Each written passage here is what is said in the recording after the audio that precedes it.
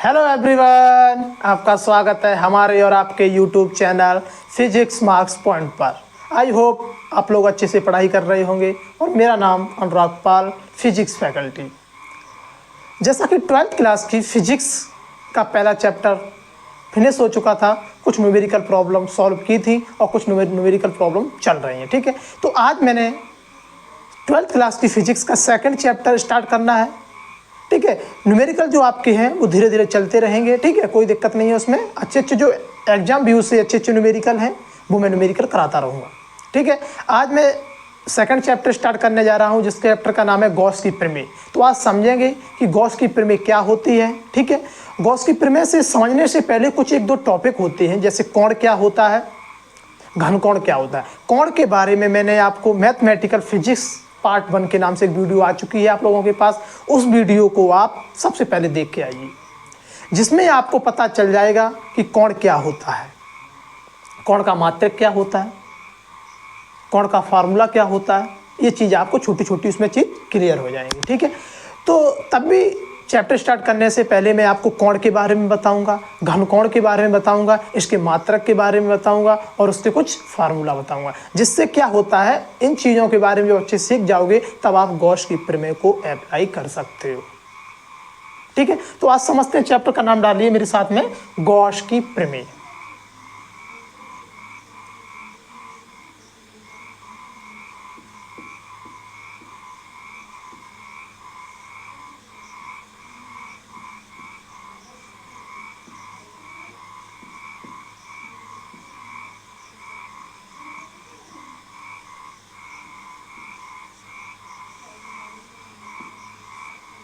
Chapter कौन सा है?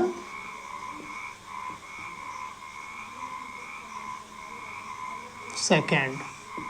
ठीक है, गॉस की प्रमेय। ठीक है, सबसे पहले आप लोग हेडिंग लगा लीजिए कोण।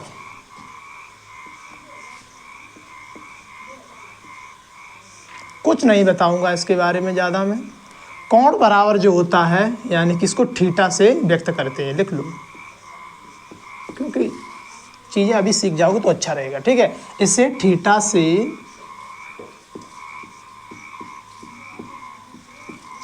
व्यक्त करते हैं।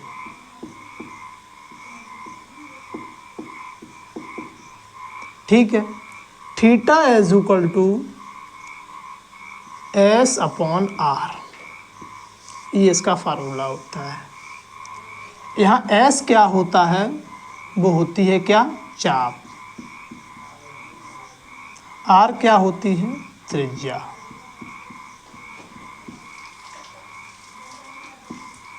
ये चीज। ठीक है, theta is equal to s upon r. ठीक है, जैसे कि क्या लिया मैंने, एक कोई गोला बना लिया, सब बहुत बढ़िया गोला बन गया रे। ठीक है, इसका ये मिड पॉइंट है, इसका क्या बोलते हैं, इसे केंद्र बोलते हैं, ओ मान लिया। ठीक है, कोई बिंदु मैंने यहाँ से इस तरह से डोनेट कर दिया, इसे बोलते हैं ए पॉइंट दे दिया, इसे बी दे दिया, तो ये एक त्रिज्या हो गई, ये भी एक त्रिज्या। बड़ा बड़ा लगता हूँ क्योंकि बच्चों को दिखता नहीं है, ये भी त्रिज्या हो गई। ठीक है, तो ये जो है, ये तो यहाँ पर बना हुआ कोण क्या कहलाएगा, थीटा। क्या कहलाएगा, थीटा।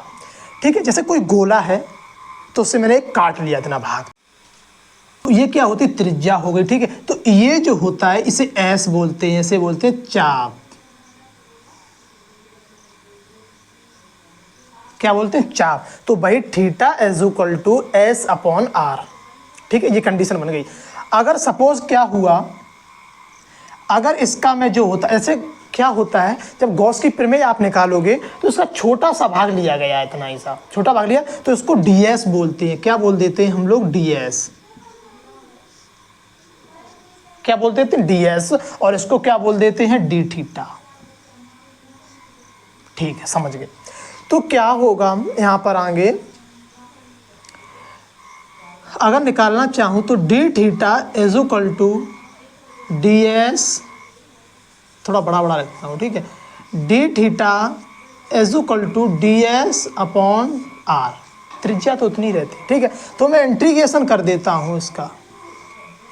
तो आप जैसे बंद पृष्ठ, छोटा पृष्ठ लिया तो एक बंद पृष्ठ बोला तो इसे क्लोज इंटीग्रेशन बोल देते हो। ठीक है, समझिए। इसका इंटीग्रेशन जैसे ही आप करोगे तो क्या होगा, इसका जो डी थीटा का होता है वो थीटा हो जाता है एज इक्वल टू, अगर सपोज दैट डी एस का जो इंटीग्रेशन करते हो आप, अब ये 1/r तो एक कांस्टेंट वैल्यू है ना, तो इसको आप बाहर ले लो 1/r इंटीग्रेशन डी एस, ठीक है।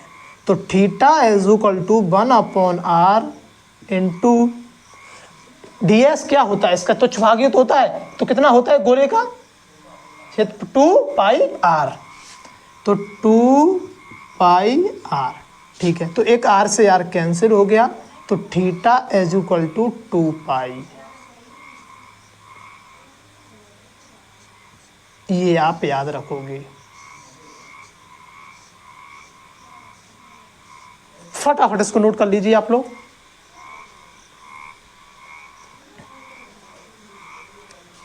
सॉरी, यहां पे आपको दिख नहीं रहा होगा तो मैं इधर लिख देता हूं इसको। क्या होगा, थीटा इज इक्वल टू 2π, यहां दिख नहीं रहा इतना इतना, ठीक है। थीटा इज इक्वल टू 2π, और कोण का जो मात्रक होता है, कोण इसका जो मात्रक होता है रेडियन, बताया है मैंने आपको एक वीडियो में, जो मैथमेटिकल के नाम से एक वीडियो थी उसमें बताया था कि रेडियन को डिग्री में और डिग्री को रेडियन में कैसे चेंज करते हैं, उस वीडियो को आप लोग देख लेना, ठीक है। इसको वैसे भी लिख देते हैं इंग्लिश में रेडियन, ठीक है। फटाफट इसको नोट कर लीजिए, फिर आगे मैं बताता हूँ घनकोण क्या होता है, बताऊँ इसे। हाँ, एक चीज़ और रहेगी, देखिए इसमें अगर सपोज दैट इतनी ही वैल्यू लिखनी पड़े आपको, तो आप ऐसे भी तो लिख सकते हो, integration d theta is equal to 2π के बराबर तो होगा ये, तो आप इसे भी ऐसे ऐसे लिख सकते हो, ठीक है। नोट कर लो इसे भी, फिर मैं साफ कर रहा हूँ, ठीक है।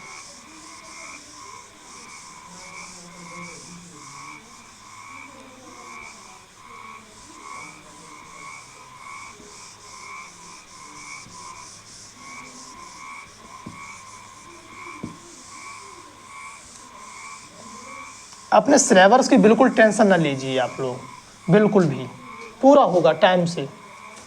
अब हेडिंग डाल लिए घनकोण,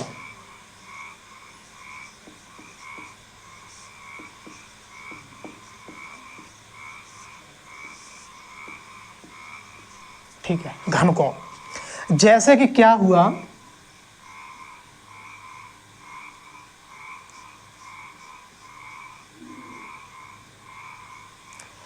अगर मैं इतना सा ये पूरा एरिया ले लूँ और इतना छोटा सा एरिया कवर कर लूँ, तो इसे W बोले थे, ओमेगा से प्रदर्शित करते हैं, ठीक है। किसे करते हैं, ओमेगा से। तो इसका जो घनकोण का फार्मूला होता है, तो वो क्या होता है, W is equal to A/r²,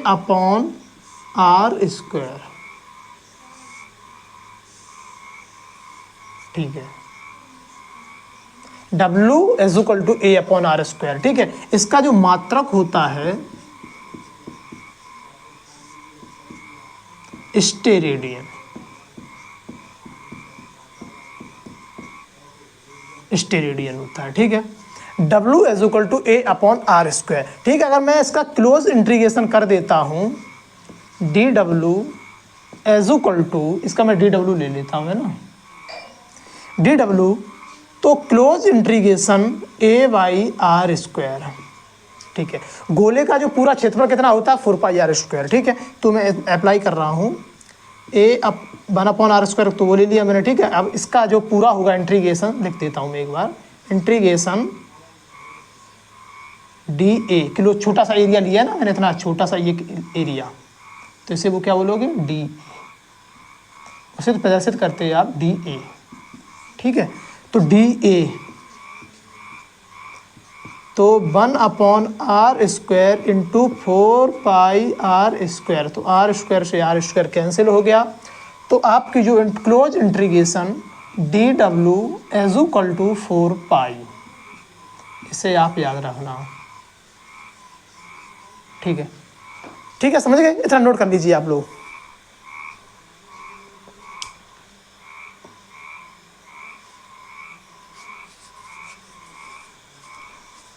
I hope आप लोग नोट कर लिया होगा। मैं साफ कर रहा हूँ, ठीक है।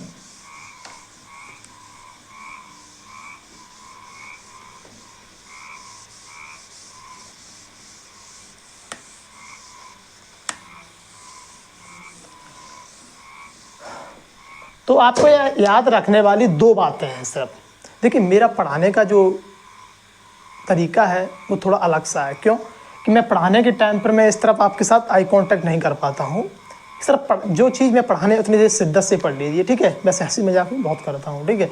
तो दो चीज़ याद रखने वाली बात है, क्लोज इंटीग्रेशन डी डब्ल्यू इज इक्वल टू 4 पाई। ठीक है, ठीक है सर, ये तो याद हो गया हमको। ठीक है, एक integration d theta is equal to 2 pi. ये क्या है? कोण। ठीक है, ये क्या है? घनकोण। सॉरी, ये घनकोण है और ये कोण है। इसका क्या होता है? Radian, steradian.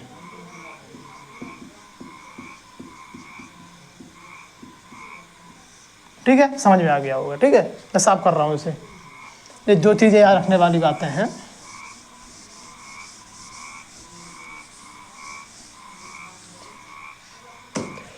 अब चैप्टर आपका स्टार्ट हो रहा है, ठीक है। ये चैप्टर की समरी थी, ठीक है। अब चैप्टर स्टार्ट हो रहा है वैद्युत फ्लक्स। हेडिंग लगा लीजिए, वैद्युत फ्लक्स, इलेक्ट्रिक फ्लक्स।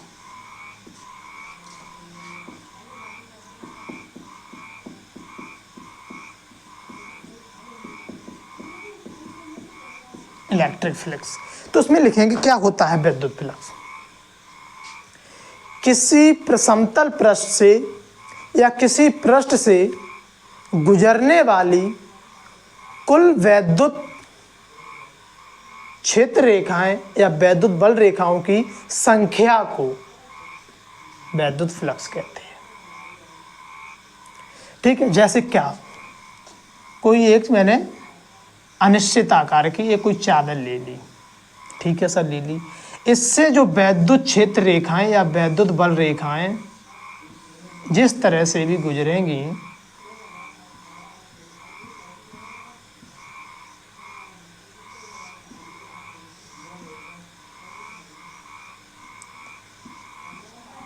तो इनकी संख्याओं को क्या कहा जाएगा? वैद्युत फ्लक्स कहा जाएगा। ठीक है, तो आप लिख सकते हो किसी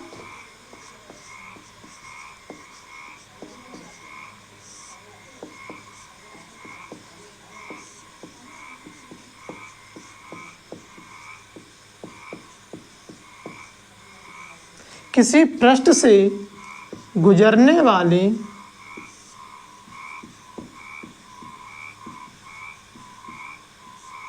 वैद्युत बल रेखाएं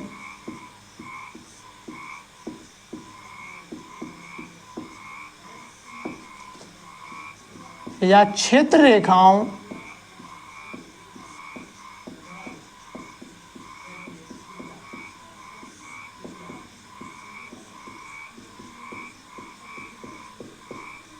संख्या को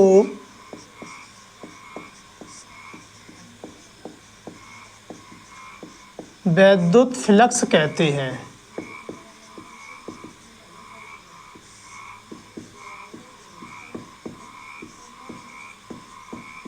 यहां आपको दिख रहा है लाइट पड़ रही, देखता हूं मैं एक बार। चलिए, थोड़ा थोड़ा मैनेज करना, मेरे साथ साथ लिखना, ठीक है, मुझे याद नहीं रहता है।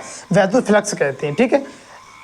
ये इसकी क्या हो गई? डेफिनेशन हो गई, ठीक है। अब नंबर 1 पॉइंट में लिखिए, इसे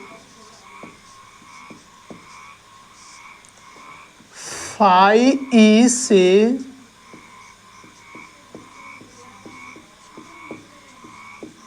व्यक्त करते हैं।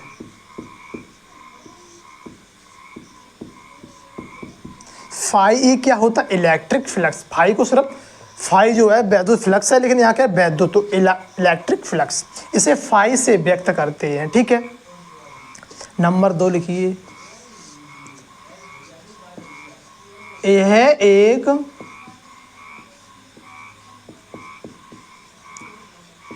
अदिश राशि है।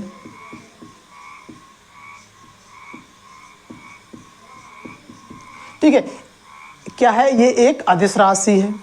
इसका एक छोटा सा नन्हा सा फार्मूला होता है, फाई ई बराबर, तो क्या हुआ, कॉस नहीं होगा। ठीक है, तो फाई बराबर ई। अगर सपोज दैट वैद्युत बल रेखाएं अगर किसी यहाँ से थीटा कोण पर प्रवेश करती हैं, इस तरह से, इस तरह से, तो क्या होगा? तो phi is equal to E into A cos theta. देखिए थोड़ा बड़ा बड़ा लिखना पड़ रहा है, तो राइटिंग के साथ थोड़ा मैनेज करना प्लीज। ठीक है, इतना नोट कर लिया। इसमें एक पॉइंट और लिखिए तीसरे नंबर में, यह कभी नेगेटिव नहीं होता है।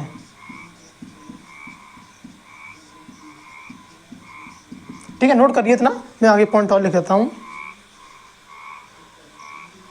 आई होप आप लोगों ने नोट कर लिया होगा।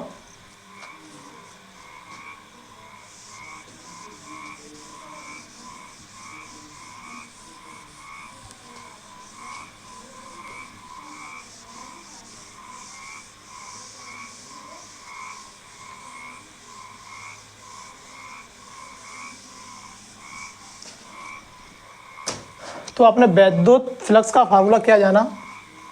फाई इज इक्वल टू ई ए, ये फार्मूला आपने जाना। ठीक है, तो फोर्थ नंबर में आप लोग लिखेंगे मात्रक क्या होता है इसका।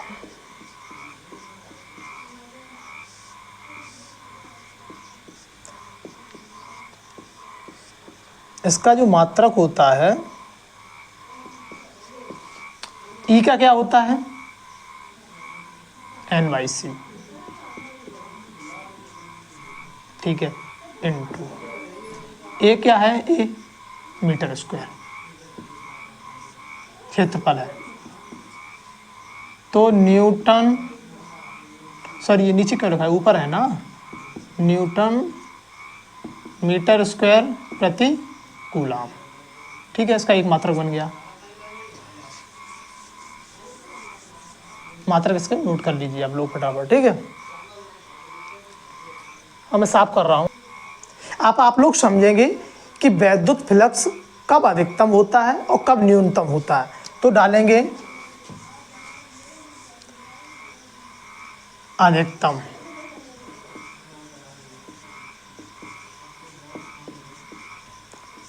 अधिकतम वैद्युत फ्लक्स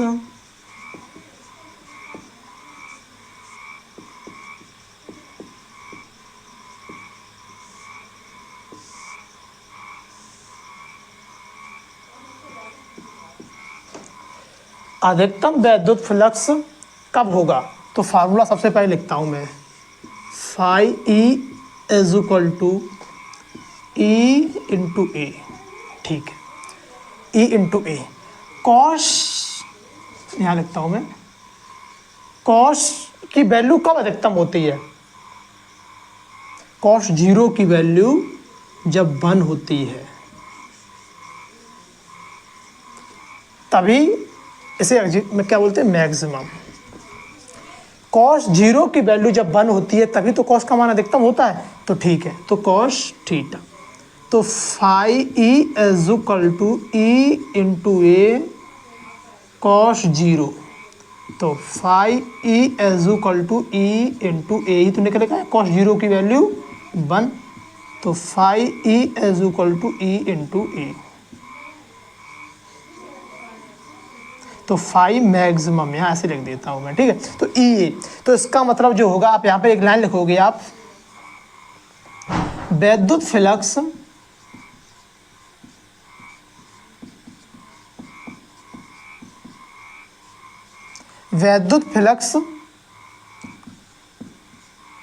का अधिकतम,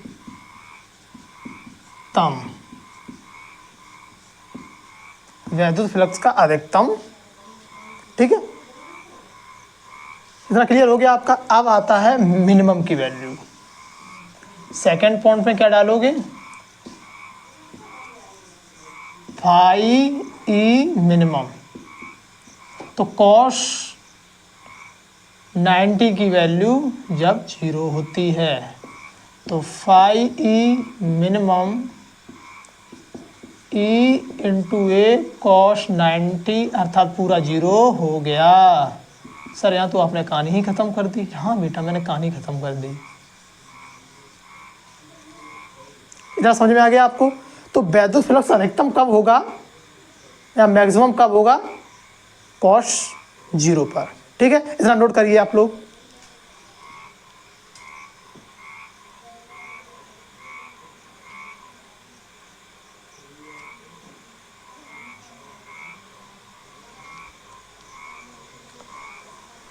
ठीक है, मैं साफ कर रहा हूं। ठीक है,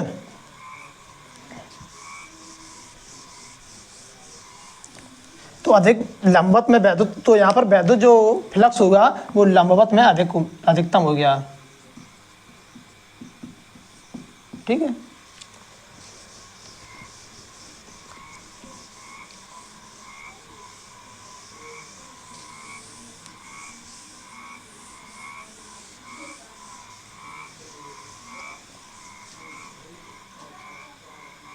अब हेडिंग लगा लीजिए गॉस की प्रमेय। चलिए, पहले से हेडिंग लगी हुई है ये गॉस की प्रमेय, तभी मैं लगा लेता हूँ गॉस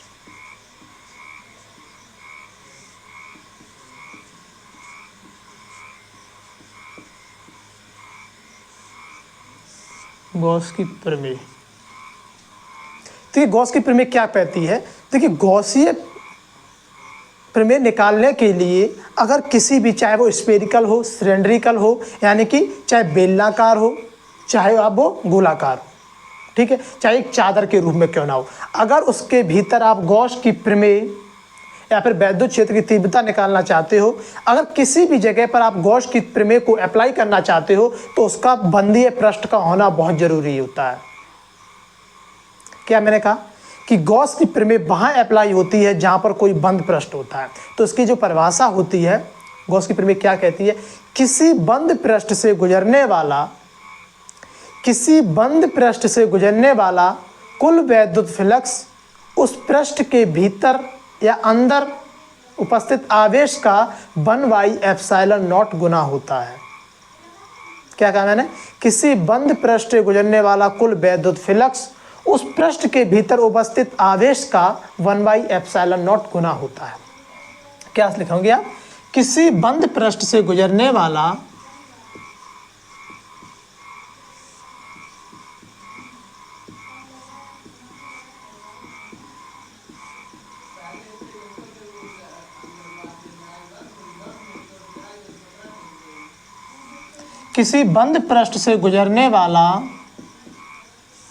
कुल वैद्युत फ्लक्स, तो गुजरने वाला कुल वैद्युत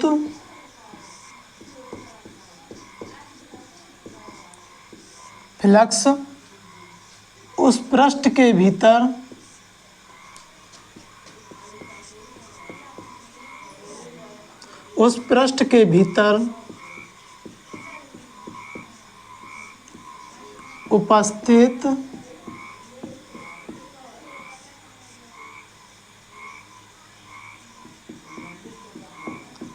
आवेश का 1/ε0 गुना होता है।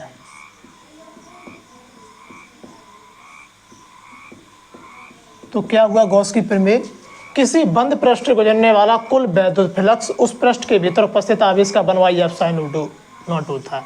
किसी बंद पृष्ठ से गुजरने वाला कुल वैद्युत फ्लक्स फाई ई उपस्थित पृष्ठ के भीतर उपस्थित आवेश का 1/ε0, आवेश का 1/ε0 तो क्या हो गया, phi E is equal to q by epsilon naught. ये होती है गॉस की प्रमेय। इसे नोट कर लीजिए आप लोग।